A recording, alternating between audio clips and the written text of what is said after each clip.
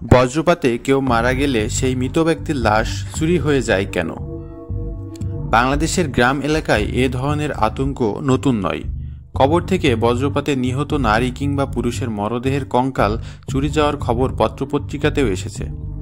বাংলাদেশে গত কয়েক বছর ধরে দেখা যাচ্ছে বজ্রপাতে বহু মানুষ মারা যাচ্ছে। বছরের এই সময়টিতে বৃষ্টি হওয়ার সাথে সাথে বজ্রপাতও হচ্ছে ব্যাপকভাবে। ঢাকা মেডিকেল কলেজ হাসপাতালের ফরেনসিক বিভাগের প্রধান সোহেল মাহমুদ বলেন, এর পেছনের কারণ এক ধরনের মিথ্যা বিশ্বাস। তারা হয়তো ধারণা করে লোহার ভিতর দিয়ে ইলেকট্রিসিটি পাস হলে বা প্রভাবিত হলে যেভাবে লোহা চুম্বক হয়ে যায়, এক্ষেত্রেও সেরকমই কোনো কিছু হয়। কিন্তু গ্রাম্য অনেক কবিরাজ বা ওঝা ঝাড়ফুঁক কাজের জন্য এ ধরনের মৃতদেহের হাড়গোড়ের দরকার হয়, আর এই ধারণা থেকেই কুসংস্কারটি চলে আসছে। মৃতদেহ চুরির ধারণাটি আসলে পুরোটাই অন্ধবিশ্বাস।